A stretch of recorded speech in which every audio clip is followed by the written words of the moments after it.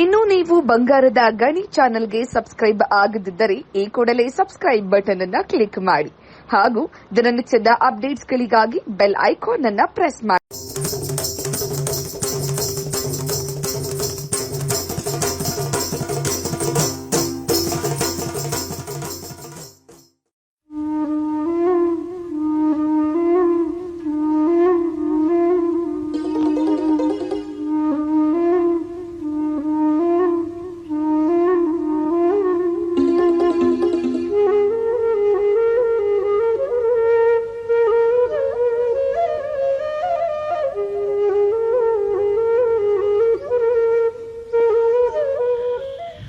ನಮಸ್ಕಾರ ಸ್ನೇಹಿತರೆ, ಸುಂದರ ಸೋಮವಾರದ ಶುಭೋದಯ. ಎಲ್ಲ ಲೈಫ್ ಎಂಜಾಯ್ ಮಾಡ್ತಿದ್ದೀರಾ ಅಂತ ಭಾವಿಸ್ತಾ ಇದ್ದೀನಿ.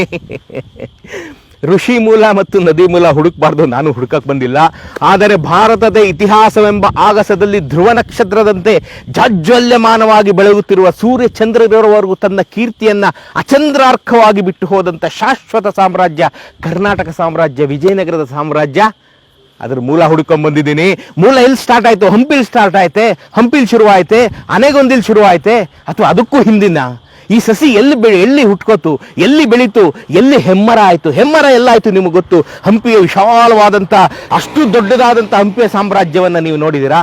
ಆದರೆ ಅದರ ಸಸಿ ಹುಟ್ಟಿದ್ದು ಎಲ್ಲಿ ಬೆಳೀತು, ಎಲ್ಲಿ ಹೆಮ್ಮರ ಆಯಿತು, ಅದನ್ನು ತೋರಿಸೋದಕ್ಕೆ ನಾನು ಕರ್ಕೊಂಡ್ಬಂದಿದ್ದೀನಿ. ಬನ್ನಿ ಹೋಗೋಣ. ಭಾಳ ರೋಮಾಂಚಕಾರಿಯಾದಂಥ ಒಂದು ಕಥೆ, ದಕ್ಷಿಣ ಭಾರತದಲ್ಲಿ ನಡೆದಂಥ ಅತ್ಯಂತ ನೋವಿನ ಏಕೈಕ ಅತ್ಯಂತ ರೋಮಾಂಚಕಾರಿಯಾದಂಥ ಘಟನೆನ ನಡೆದಂಥ ಜಾಗ ನಾನು ನಿಮ್ಗೆ ತೋರಿಸ್ತೀನಿ. ಬನ್ನಿ, ಮತ್ತೆ ಆಗ್ತಾರ, ಬನ್ನಿ ನನ್ನ ಜೊತೆ ಹೋಗೋಣ.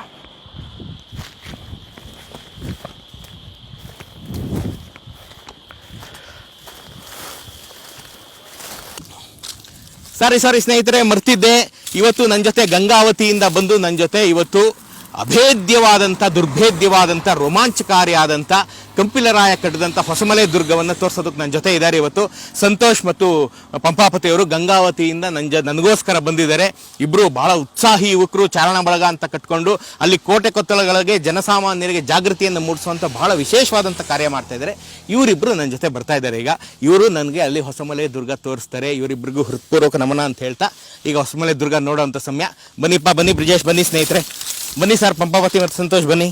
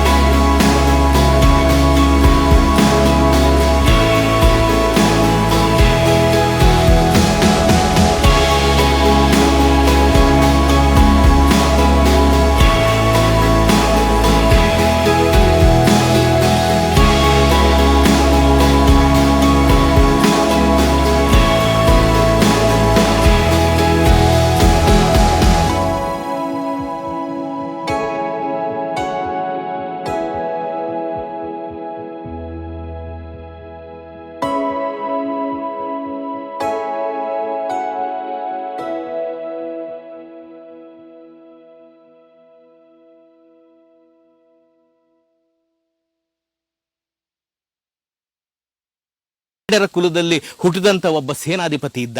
ಅವನ ಹೆಸರು ಮುಮ್ಮಡಿ ಸಿಂಗೇನಾಯ್ಕ. 28 ಬೆಡಗುಗಳಲ್ಲಿ ಪೂವಲ ಬೆಡಗಿಗೆ ಸೇರಿದಂಥ ಮುಮ್ಮಡಿ ಸಿಂಗೇನಾಯ್ಕ ಎಷ್ಟು ಗಟ್ಟಿತನದಿಂದ ಇದ್ದ, ಎಷ್ಟು ಧೈರ್ಯವಂತನಾಗಿದ್ದ ಅಂತಂದ್ರೆ, ತನ್ನ ಚಕ್ರವರ್ತಿ ಆದಂಥ ರಾಮಚಂದ್ರ ದೇವರಾಯ ಹುಲಿ ಬೇಟೆಗೆ ಹೋದಾಗ ಹುಲಿ ಅಡ್ಡ ಬಂದ್ರೆ ತನ್ನ ಬರಿಗೈಯಲ್ಲಿ ಗುದ್ದಿ ಅದನ್ನು ಬೆದರಿಸಿ ಓಡಿಸ್ತಾ ಇದ್ದಂಥ ಪರಾಕ್ರಮಶಾಲಿ. ಅಂಥ ಪರಾಕ್ರಮಶಾಲಿಯ ಮಗ ಈ ವೀರ ಕಂಪಿಲರಾಯ.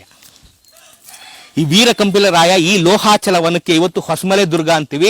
ಹೊಸಮಲೆ ದುರ್ಗ ಅಂತ ಅವತ್ತು ಕರಿತಾ ಇದ್ರು 1280-1300ರಲ್ಲಿ. ಇವತ್ತು ಇದನ್ನ ನಾವು ರಾಮ್ಗಢ ಅಂತ ಕರಿತೀವಿ.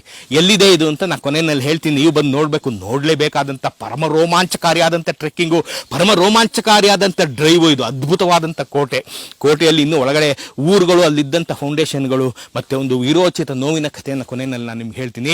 ವೀರ ಕಂಪಿಲರಾಯ ಕಟ್ಟಿದಂಥ ಕೋಟೆ, ಇಲ್ಲಿ ಕೋಟೆ ಕಟ್ಕೊಂಡ್ಬಂದು ಇಲ್ಲಿ ಅವನು ವಾಸ ಮಾಡೋದಕ್ಕೆ ಶುರು ಮಾಡ್ತಾನೆ. ಈ ವೀರ ಕಂಪಿಲರಾಯನಿಗೆ ಒಬ್ಬಳು ಹೆಂಡತಿ ಇರ್ತಾಳೆ, ಪಟ್ಟದ ರಾಣಿ ಹರಿಯಾಲ ದೇವಿ ಅಂತ. ಈ ಹರಿಯಾಲ ದೇವಿಯ ಒಬ್ಬನೇ ಮಗ ಗಂಡುಗಲಿ ಕುಮಾರ ರಾಮ. ನಾವೆಲ್ಲ ಇವತ್ತು ಮರೆಯಲೇಬಾರದಂಥ ಧ್ರುವ ನಕ್ಷತ್ರ ಗಂಡುಗಲಿ ಕುಮಾರ ರಾಮ. ಇಬ್ಬರು ಹೆಣ್ಮಕ್ಳಿರ್ತಾರೆ.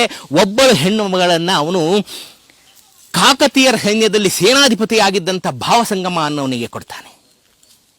ಆ ಭಾವಸಂಗನ ಮಕ್ಕಳೇ ಹಕ್ಕಬುಕ್ಕರು, ಹರಿಹರ ಮತ್ತು ಬುಕ್ಕರಾಯ. ಮತ್ತೊಮ್ಮ ಮಗಳನ್ನು ಅವಳು ಕಾಮಗೇತಿ ನಾಯಕ ಅನ್ನೋನಿಗೆ ಕೊಡ್ತಾನೆ.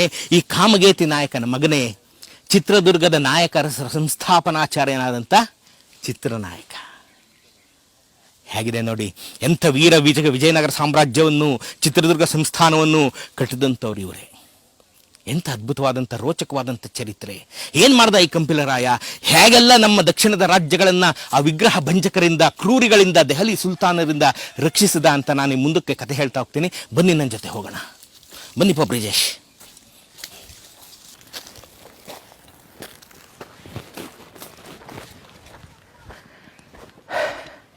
ಬನ್ನಿ ಸ್ನೇಹಿತರೆ, ನನ್ನ ಜೊತೆ ಬನ್ನಿ. ಬಹಳ ಅದ್ಭುತವಾದಂಥ 2 ಸ್ಟ್ರಕ್ಚರನ್ನು ತೋರಿಸ್ತೀನಿ. 800 ವರ್ಷಗಳ ಹಿಂದಿನ ಒಂದು ಬಾವಿಯನ್ನು ಸಹ ನಿಮ್ಗೆ ನಾನು ತೋರಿಸ್ತೀನಿ. ನೀವು ಬಿಟ್ಟಂಗೆ ಆ ಬಾವಿನ ನೋಡಿದರೆ ನಾನು ಹೇಳ್ತೀನಿ ಕೇಳಿ. ಎಂಥ ಅದ್ಭುತವಾದಂಥ ಬಾವಿ. ಬಹಳ ದೊಡ್ಡದಾದಂಥ ಆಲದ ಮರದ ಬಿರಳುಗಳು ಆ ಮೆಟ್ಟಿಲ ಮೇಲೆಲ್ಲ ಬೆಳ್ಕೊಂಡು, ಇವತ್ತು ಮೆಟ್ಟಿಲು ಅಲ್ಪ ಸ್ವಲ್ಪ ಕಾಣುತ್ತೆ. ಆದರೂ ನಿಮ್ಗೆ ಆ ಬಾವಿನ ನಾನು ತೋರಿಸಿ, ಅಲ್ಲೊಂದು ರೋಚಕವಾದಂಥ ಕಥೆ ಇದೆ. ನಿಮಗೆಲ್ಲ ನೋವಾಗೋವಂಥ ಕತೆ, ವಾರಗಟ್ಟಲೆ ನಿಮ್ಮನ್ನು ಕಾಡೋವಂಥ ಕತೆ ನಾನು ನಿಮ್ಗೆ ಹೇಳ್ತೀನಿ. ಬನ್ನಿ.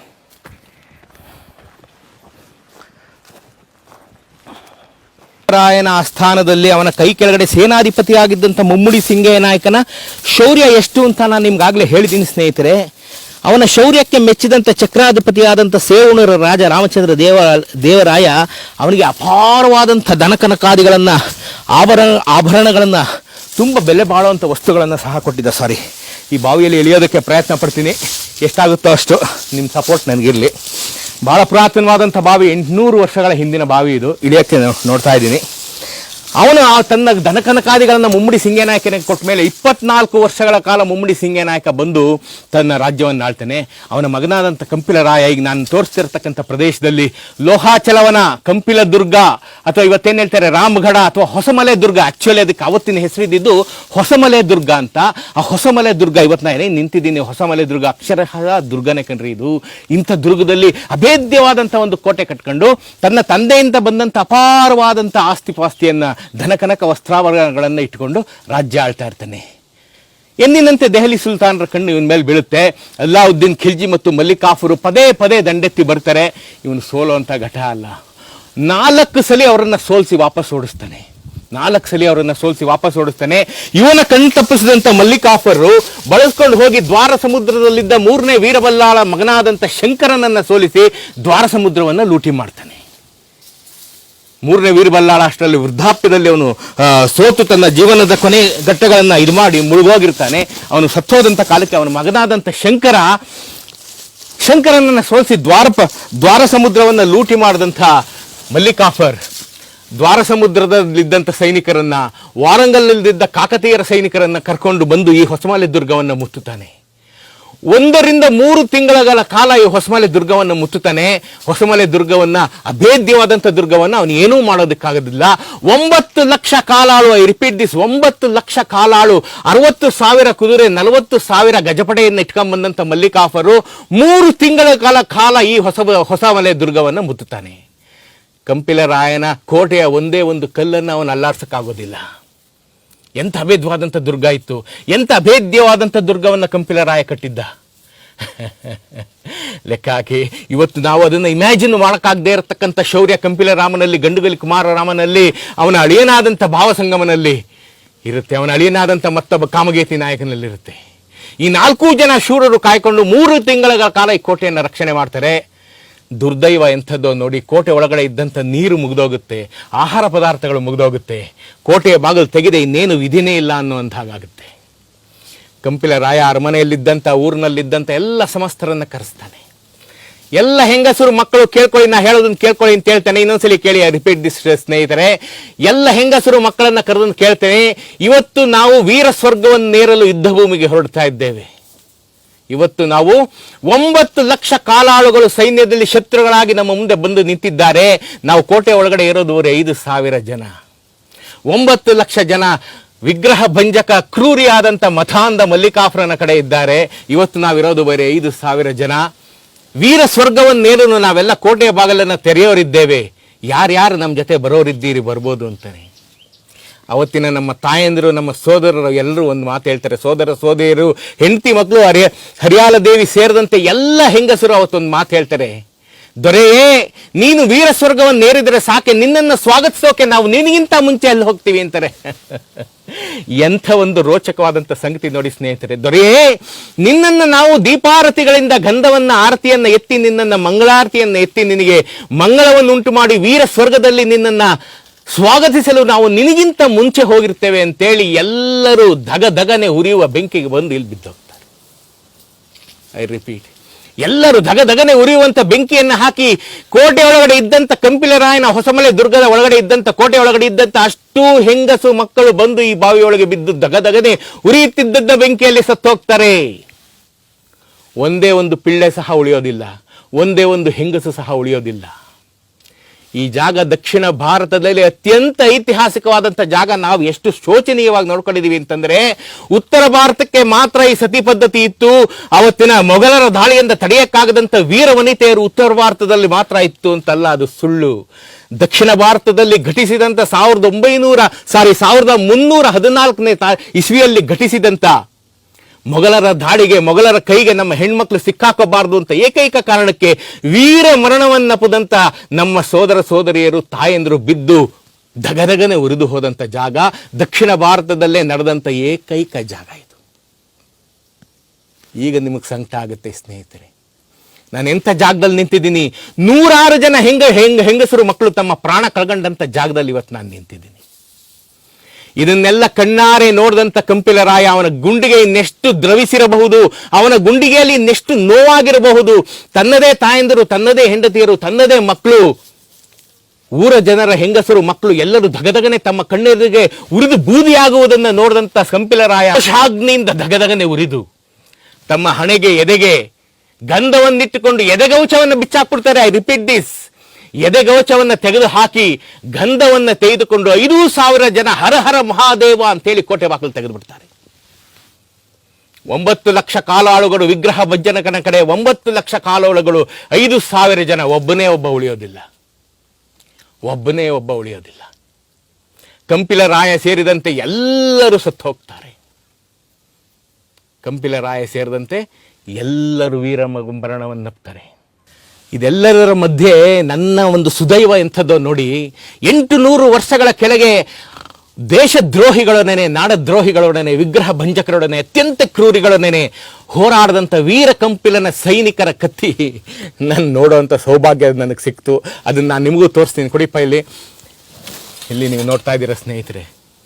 ಅವತ್ತು ವೀರ ಕಂಪಿಲ ರಾಯನ ಜೊತೆ ಸೈನ್ಯದಲ್ಲಿ 5,000 ಸೈನಿಕರಲ್ಲಿದ್ದಂಥ ಒಬ್ಬ ಅನಾಮಧೇಯ ಸೈನಿಕನ, ಬೇಡ ಸೈನಿಕನ ಕತ್ತಿ ಅವರ ವಂಶಸ್ಥರ ಬಳಿ ಇತ್ತು.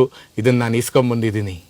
ಎಂಥ ಅದ್ಭುತವಾದಂಥದ್ದು ನೋಡಿ. ಇದನ್ನು ಕೈಯಲ್ಲಿ ಹಿಡ್ಕೊಂಡ್ರೆ ಆಗುವಂಥ ರೋಮಾಂಚನನೇ ಬೇರೆ ಸ್ನೇಹಿತರೆ. ಕೈಯಲ್ಲಿ ಹಿಡ್ಕೊಂಡ್ರೆ ಆಗುವಂಥ ರೋಮಾಂಚನನೇ ಬೇರೆ. ಇಲ್ಲಿ ನೀವು ನೋಡ್ತಾ ಇದ್ದೀರಾ, ಅವತ್ತಿನ 800 ವರ್ಷಗಳ ಹಿಂದಿನ ಮೊಹರು. ಇದನ್ನು ನೀವು ತೋರಿಸಿಪ್ಪ ಸ್ವಲ್ಪ ಬ್ರಿಜೇಶ್. ಇದು 800 ವರ್ಷಗಳ ಹಿಂದಿನ ಮೊಹರನ್ನು ಸಹ ನೀವು ತೋರಿಸ್ತಾ ಇದ್ದೀರಾ. ಈ ಮೊಹರ್ ಏನು ಹೇಳುತ್ತೆ ಅಂತ ಇತಿಹಾಸಕಾರರು ನನಗೆ ಹೇಳಬೇಕಾಗಿ ಪ್ರಾರ್ಥನೆ.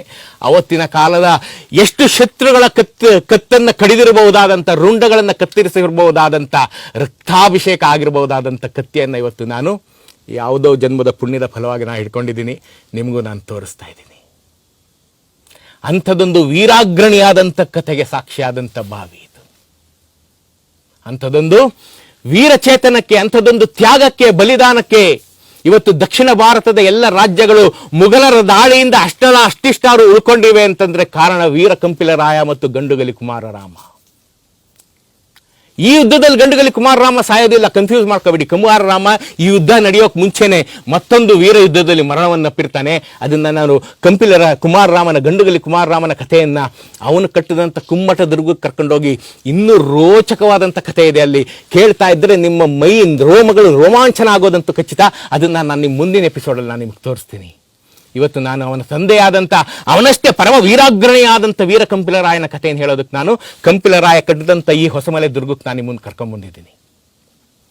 ನೋಡ್ತಾ ಇದ್ದಾರಲ್ಲ ಸ್ನೇಹಿತರೆ, ಇದನ್ನ ಎಸ್ ಅವ್ರು ಬಂದು ನೋಡ್ಕೊಂಡು ಹೋದ್ರು ಅಂತ ಕೆಳಗಡೆ ಇದ್ದಂಥ ಸ್ಥಳೀಯರು ಹೇಳಿದ್ರು. ಆದರೆ ಬಂದು ನೋಡ್ಕೊಂಡು ಹೋದ್ರೆ ಏನಾಯ್ತೋ ಗೊತ್ತಾಗ್ಲಿಲ್ಲ. ಇದನ್ನೆಲ್ಲ ಉಳಿಸ್ಕೊಂಡ್ರೆ ಎಂಥ ಅದ್ಭುತವಾದಂಥ ಪ್ರವಾಸಿ ತಾಣ ಆಗೋದ್ರಲ್ಲಿ ಸಂದೇಹವೇ ಇಲ್ಲ.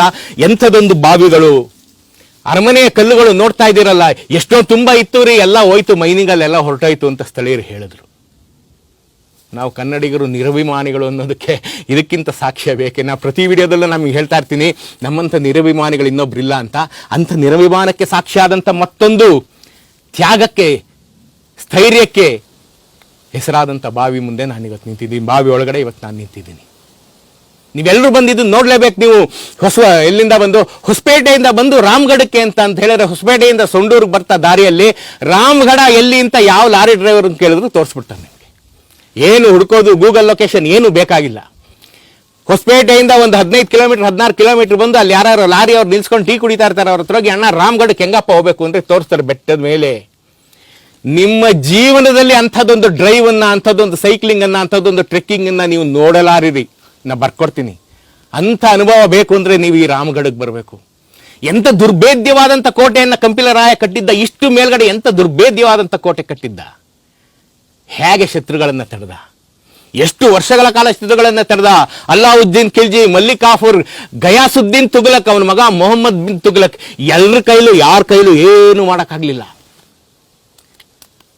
ಕೊನೆಗೆ ಇನ್ನೇನು ಮಾಡೋಕ್ಕಾಗದೆ ಕೊನೆಗೆ ಇವರು ವೀರ ಮರಣವನ್ನು ಅಪ್ಪಬೇಕಾಯ್ತು. ಅಂಥದ್ದೊಂದು ತ್ಯಾಗಕ್ಕೆ, ಅಂಥದ್ದೊಂದು ದೇಶ ಪ್ರೇಮಕ್ಕೆ, ಅಂಥದ್ದೊಂದು ಆವತ್ತಿನ ನಾಡ ಪ್ರೇಮಕ್ಕೆ ಸಾಕ್ಷಿಯಾದಂಥ ಜಾಗ ಇದು. ವೀರ ಕಂಪಿಲರಾಯನನ್ನ ನಾವು ನೆನ್ಕೊಳ್ಬೇಕು. ಯಾಕೆಂತಂದ್ರೆ ಇದು ವಿಜಯನಗರ ಸೀರೀಸ್ ಅಲ್ಲಿ ಕಂಪಿಲರಾಯನ್ ಯಾಕೆ ತಂದಪ್ಪ ಅಂತ ನೀವು ಯೋಚನೆ ಮಾಡ್ತಾ ಇರ್ಬೋದು. ಕಂಪಿಲರಾಯನ ಮೊಮ್ಮಕ್ಕಳೇ ಅಲ್ವೇನ್ರಿ ಹಕ್ಕಬುಕ್ಕರು. ಇನ್ನೊಂದು ಇಂಟ್ರೆಸ್ಟಿಂಗ್ ಥಿಂಗ್ ಏನ್ ಗೊತ್ತಾ, ಇವತ್ತೇನ್ ನಾವು ಹಂಪಿ ಅಂತ ನಾವು ಹೋಗಿ ನೋಡ್ತೀವಲ್ಲ, ಹೇಮಕೂಟ ಪರ್ವತದಲ್ಲಿ 27 ಶಿವ ದೇವಸ್ಥಾನಗಳನ್ನ ಕಟ್ಟಿದವನು ಇದೇ ವೀರ ಕಂಪಿಲರಾಯ. ಅಲ್ಲಿಗೆ ಹಕ್ಕಬುಕ್ಕರನ್ನ ತಾತನ ಕಾಲದಲ್ಲಿ ಹಂಪಿಯಲ್ಲಿ ಸಾಮ್ರಾಜ್ಯ ಅರಳಿಕೊಂಡಿತ್ತು. ಅದಕ್ಕೂ ಮುಂಚೆ ಹಾಗಾದ್ರೆ ವೀರ ಕಂಪಿಲರಾಯನ ಕಾಲದಿಂದ ಶುರು ಆಯ್ತೆ? ಇಲ್ಲ. ಅವ್ರ ತಂದೆ ಮುಮ್ಮಡಿ ಸಿಂಗನಾಯಕನ ಕಾಲದಿಂದ ಶುರು ಆಯ್ತೆ? ಇಲ್ಲ. ಅದಕ್ಕೂ ಹಿಂದಿನಿಂದ ಶುರು ಆಯಿತು. ಮುಂದಿನ ಎಪಿಸೋಡ್ಗಳಲ್ಲಿ ಹಂಪೆಯ ಮತ್ತಷ್ಟು ರೋಚಕ ಕಥೆಗಳನ್ನು ನಿಮ್ಮ ಮುಂದೆ ನಾನು ಬಿಚ್ಚಿಡ್ತೀನಿ. ಹೇಮಕೂಟ ಪರ್ವತದಲ್ಲಿರುವಂಥ ಈಶ್ವರನ ದೇವಸ್ಥಾನದಲ್ಲಿ ಕಂಪಿಲರಾಯ ಹಾಕಿಸಿದಂಥ ಒಂದು ಶಾಸನ ಇದೆ. ಅವರ ತಂದೆಯಾದಂಥ ಮುಮ್ಮಡಿ ಸಿಂಗನಾಯಕ ಮತ್ತು ಮಾದನಾಯಕಿಯರ ಸಮಾಧಿಗಳಿವೆ. ಎಲ್ಲವನ್ನು ನಾನು ನಿಮಗೆ ಮುಂದಿನ ಎಪಿಸೋಡ್ನಲ್ಲಿ ಕುಮಾರರಾಮನ ಕಥೆ ಹೇಳೋ ಟೈಮ್ನಲ್ಲಿ ನಾನು ನಿಮಗೆ ತೋರಿಸ್ತೀನಿ. ಅಂತೆಲ್ಲ ಬಹಳ ರೋಚಕವಾದಂಥ ಕಥೆಗಳು. ಕುಮಾರರಾಮನ ಕಥೆ ಕೇಳಿದ್ರೆ ನೀವು 15 ದಿವಸ ನಿದ್ದೆ ಮಾಡಲಾರ್ರಿ. ವೀರ ಕಂಪಿಲನ ಕಥೆ ಕೇಳಿದಾಗಲೇ ನಿಮ್ಗೆ ನಿದ್ದೆ ಬಂದಿರೋದಿಲ್ಲ. ಅಂಥದ್ದೊಂದು ರೋಚಕತೆಗೆ ಸಾಕ್ಷಿಯಾದಂಥ ಜಾಗ ಇದು. ಈ ಕೋಟೆ, ಈ ಕೊತ್ತಳಗಳು ನೀವು ನೋಡ್ತಾ ಇದ್ರೆ, ನನಗೆ ಕ್ಯಾಮ್ರಾದಲ್ಲೂ ಸಹ ಇದು ಕಣ್ಣಿಗೆ ಸಿಗದೇ ಇರುವಂಥ ಅತ್ಯಂತ ವಿಶಾಲವಾದಂಥ ಕೋಟೆ ಇದು. ಯಾವ ಕಡೆಯಿಂದನೂ ವೈರಿ ಬರೋಕ್ಕೆ ಸಾಧ್ಯವೇ ಇಲ್ಲದಂಥ ಕೋಟೆ ಇದು. ಅಂಥ ಕೋಟೆ ಕೊನೆಗೆ ಆ ವಿಗ್ರಹ ಭಂಜಕರ ಕೈಗೆ ಸಿಕ್ಕಿ ನಾಮಾವಶೇಷ ಆಗೋಯ್ತು. ಅಳಿದುಳಿದನ್ನೆಲ್ಲ ನಾವು ನಾಮಾವಶೇಷ ಮಾಡ್ತೀವಿ. ನಮ್ಗೆ ಗೊತ್ತಲ್ಲ ಕನ್ನಡಿಗರು ಎಷ್ಟು ನಿರಭಿಮಾನಿಗಳು ಅಂತ, ನಿಮಗೆ ಹೇಳ್ಕೊಡೋದೇ ಅವಶ್ಯಕತೆನೇ ಇಲ್ಲ. ನಾವು ಈ ಸ್ಥಿತಿಲಿ ಇದನ್ನೆಲ್ಲ ಉಳಿಸ್ಕೊಂಡಿದ್ದೀವಿ.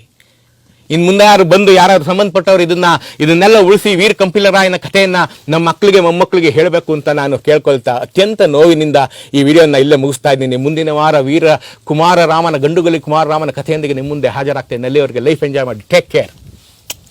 Love you.